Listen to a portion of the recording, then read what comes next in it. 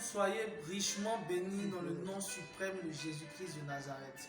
Soyez les bienvenus à cette plateforme qui est Horloge prophétique. C'est un temps au cours duquel les brebis sont restaurées et les enfants de Dieu sont enseignés sur le rôle qu'ils doivent jouer dans la fin des temps.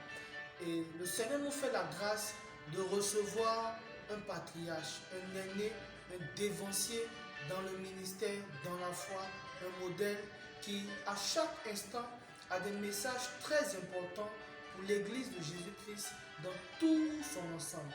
Et nous serons bénis de par ce message. Je vous invite à rester coachés.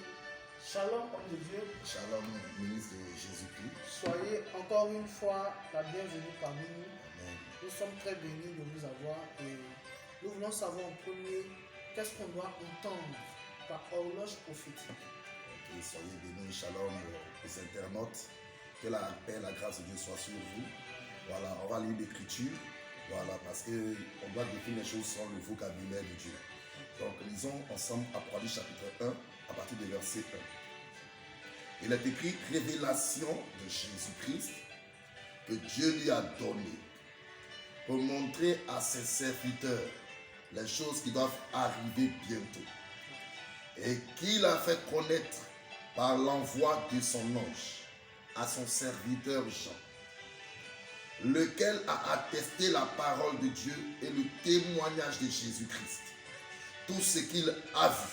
Verset 3. Heureux celui qui lit et ceux qui entendent les paroles de la prophétie et qui gardent les choses qui sont écrites, car le temps est proche. Ok, donc voici le plan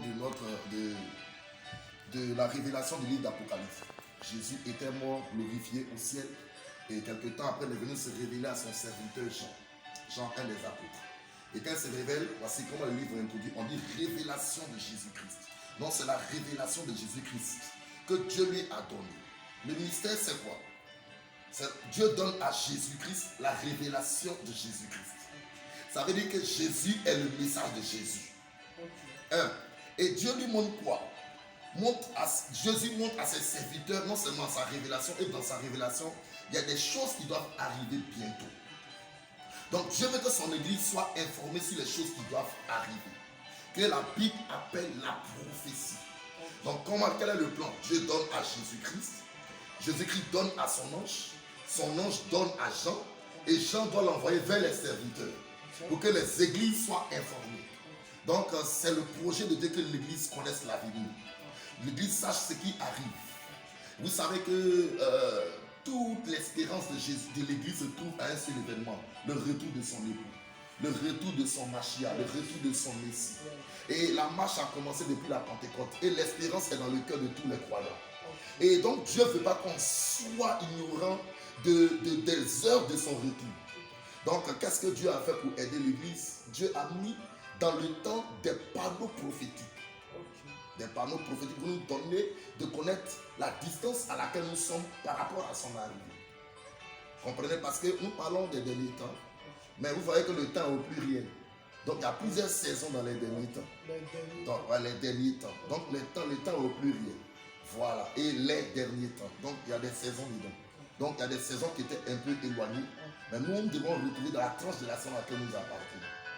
Et pour aider nos internautes, nous sommes à la dernière heure. Nous sommes dans les derniers temps même par rapport à son retour glorieux.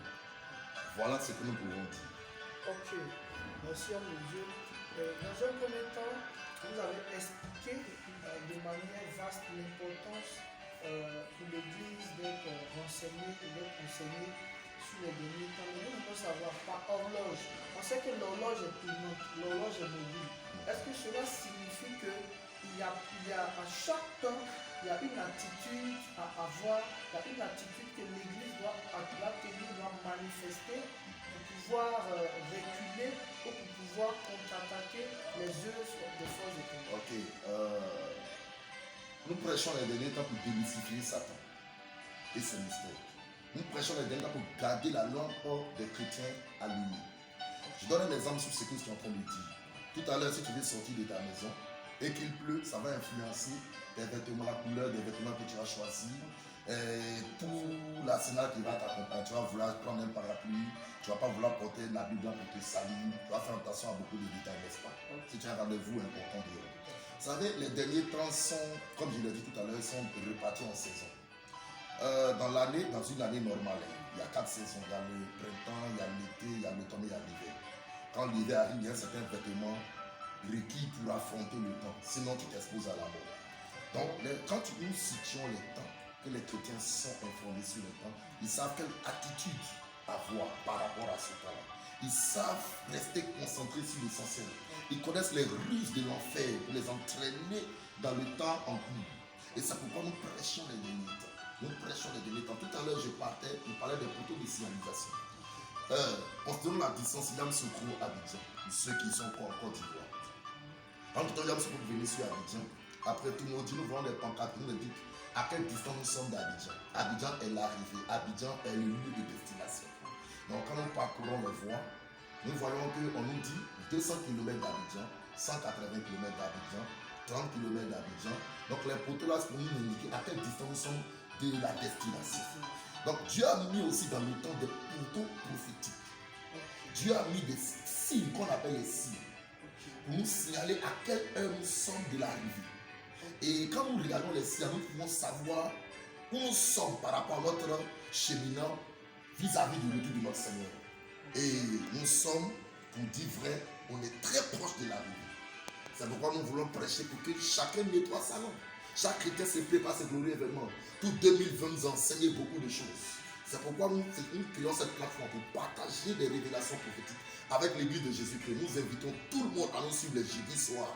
Après de 17h sur notre Facebook live. Ça sera très puissant. Ça sera un moment d'impact puissant. Dieu va changer beaucoup de choses dans la destinée de Dieu. Okay. Merci infiniment, homme de Dieu. Nous sommes tous conscients et instruits que chaque jeudi, nous aurons des temps de partage. Alors nous voulons savoir s'il y aura plusieurs thèmes qui seront abordés. Est-ce que ça sera le cas?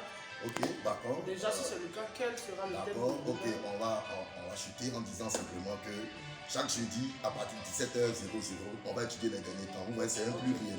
Donc, il y a beaucoup de choses que nous allons découvrir. Soyez connectés. Ceux qui veulent nous joindre directement, nous pouvons donner nos contacts. C'est le 49 08 62 31, 49 08 62 31, le 02 14 58 88. Tous les jeudis à 17h sur la page de votre pasteur, le pasteur Goué Parfait. Vous allez suivre ces enseignements-là et Dieu bénira les nations, Dieu bénira l'église, Dieu bénira les saints dans le monde. Soyez bénis, shalom, que Dieu vous garde au nom de Jésus-Christ. Amen. Rendez-vous jeudi 17h et que le Seigneur vous bénisse. Soyons tous connectés pour savoir qu'est-ce que l'Église doit faire, qu'est-ce que l'Église doit prêcher, qu'est-ce que l'Église doit recevoir dans ces fins de temps. Que le Seigneur vous bénisse. Shalom chez vous.